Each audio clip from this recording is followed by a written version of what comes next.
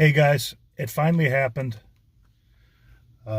This we pride ourselves on having light-hearted, fun videos. This is our first serious video.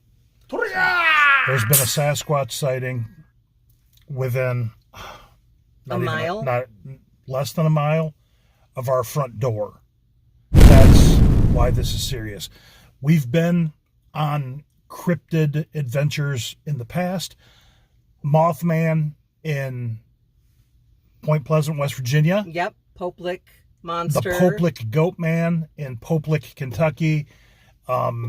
We looked for the Jersey Devil from afar, but nevertheless looked for the Jersey Devil. And more importantly, this isn't our first go-round with Sasquatch. No, it isn't.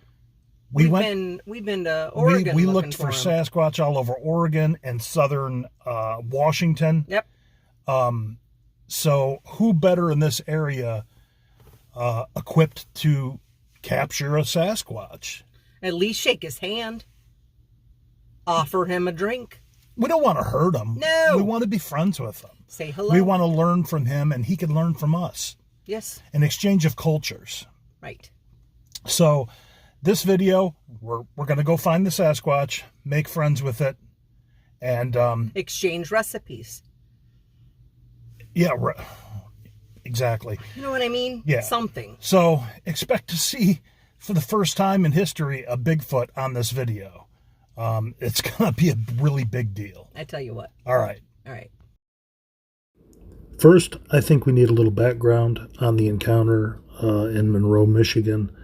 Just shed a little light on what we're dealing with here.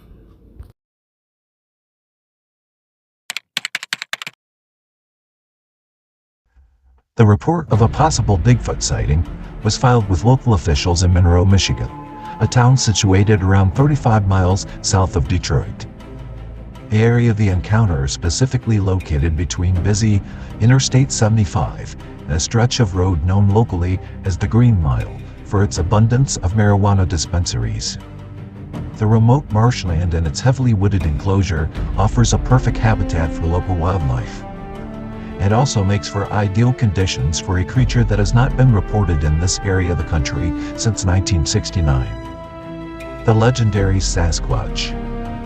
On the morning of the encounter, a local fisherman and his 12-year-old son had accessed the area located directly behind the Monroe County Sheriff's Department jail for a day of outdoor adventure.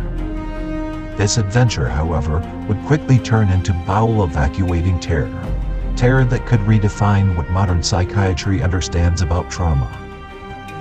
The creature they encountered that day was described to officials as walking on two legs, between 6 or 7 feet tall.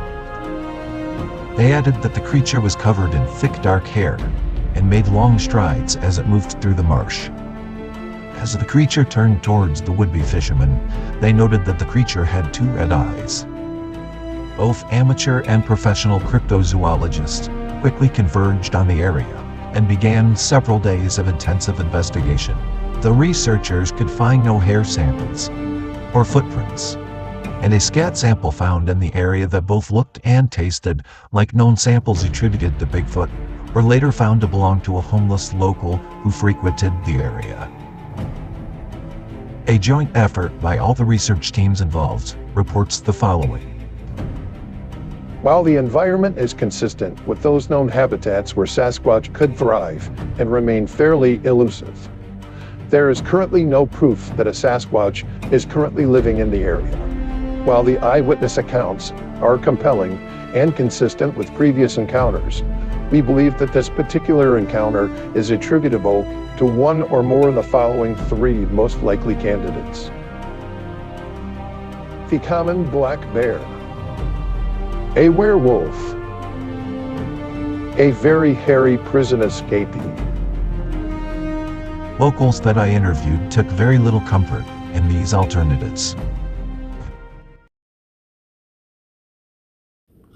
The genius of this plan, I think, is in its simplicity, with a focus on safety, of course, and some coordination. But it requires very little of us. What do we know about Sasquatch? They absolutely love orange soda. So we'll get a bottle of Faygo, a rubber mallet, and we know where the sighting was, so we leave the orange Fago in the middle of the marsh, and then in a sweeping classic pincer move, I'll observe from the bushes while Sheila subdues the Sasquatch. We strap him, of course, to the top of the car during non-rush hour traffic, of course. We drive less than a quarter mile to the house. We might have to keep him tied up for a little bit until we explain things better to him, what his life's going to look like over the next 10, 15, 20 years, and then gradually start giving him things to work towards. Introduce some chores to him. He could help cut the grass. Neither one of us really cares much for cutting grass. He can cut the grass, and then we reward him. We'll take him to like a basketball game.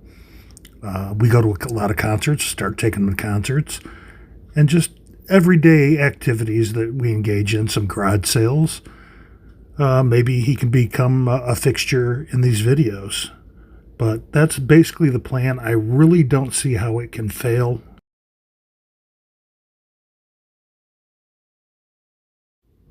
Yeah, there's no Bigfoot.